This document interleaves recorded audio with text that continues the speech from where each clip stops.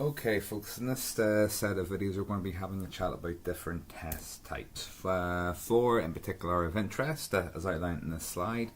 What we're going to be looking at in this video in particular is functional testing, which is looking at what the system does. So we have a to-do list, a specification of what functionality our application should deliver, and functional testing is making sure that our application is correct to that specification. Non-functional is more concerned with the behavior of a system, so adherence to standards, for example, is the data stored in database in line with the Data Protection Act, is the style of the website in accordance with an organization's branding policy. So behaviors or standards that the system must adhere to comes under the non-functional umbrella. Structural is looking at the actual structure of the code, the architecture of the system, how the different components come together and making sure they operate correctly. And finally, we have change-based testing. So as we make changes to the software, there are certain tests that need conducted, and that group of tests comes under change-based testing. So we'll talk about each of these in turn, but starting with functional testing. Its job is to check the external behavior of the system. So there's a number of places we'll look to figure out what sort of tests we need to do. I mentioned already the requirement specification is probably the first go-to document. It's going to outline a set of behaviors that an application must implement in order to be correct. So by looking at these set of behaviors we're supposed to deliver, we can drive a set of tests to make sure that we're actually delivering that spec. Use cases and functional specification, they kind of come under that umbrella of a requirement spec. We also have experimental or experiential testing as well. This can be quite useful because we tend to find that we can't document 100% of every behavior we want to have in a system in a requirement specification. So what we can do for some of the smaller elements of functionality is just use our own experience. So everyone watching this video now is probably an expert website user. So in terms of logging in and using your email, signing on to Facebook or the other online services, you've got a set of expectations that you would hold a website to.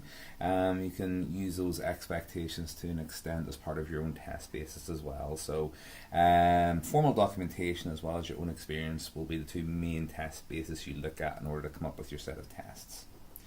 Now, because we're looking at external behavior, the test types we use come under this term black box or specification-based testing. It's called black boxes because the test is based on a set of known inputs. From that input, we have an expected output, and what we do is check to see after we do an operation if we get that expected output. So, for example, if we had a login system, we would enter a valid username and password as the input. And the output we would expect would be to get logged into the actual system.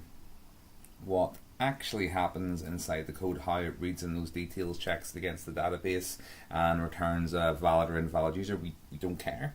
It's a black box. All we care about is based on the input, do we get the result that we actually expect. We do have a type of testing, or structure-based testing, or a chat about in a later video that does look at that code and how the process operates. But black box testing, based on a set of inputs, do I get my expected output? So there's a couple of cases where we can look at an example of this. Looking at website links is probably another nice easy example. I have one of these running live at that link on the right hand side. So one of the benefits of black box testing is a tester doesn't actually need to know the internal structures of the website, doesn't need to know how pages link together, what the code that's in place. And something like this, they simply know by clicking on a link, do they get taken to the correct location or not. So in this case, even without any formal specification, even without any documentation, you should be able to use your own experience as a test basis to actually go and test this website. So I'll leave you to go and have a wee go at that in your own time. It's certainly something that's going to be useful to you in terms of your second assignment that's going to be coming out in this module.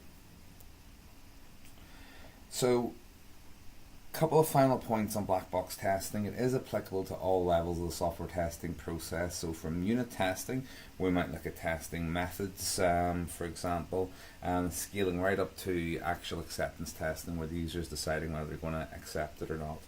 The nature, the type of test will change, and we'll talk about a few of those down the line a bit, but for now it's just being aware that it can be applied at every level of development. The one thing to bear in mind with that is that the higher the level we get, the more complex the functionality becomes, aka the more complex the box is. And compared to some of our other testing strategies, black box testing is quite good at dealing with these bigger, more complex boxes compared to structural testing. So the bigger the box, the more we tend to use black box testing, and of course the more testing is going to be required to make sure that this piece of functionality is correct to specification. A final aside then, functional testing will very much be focused on this idea of black box testing, but just for your information security, and interoperability testing would also form part of functional testing as well. And if you do decide you want to go ahead and have a look at that ISTQB exam we've mentioned, we'll certainly talk a bit more about those two features at that time.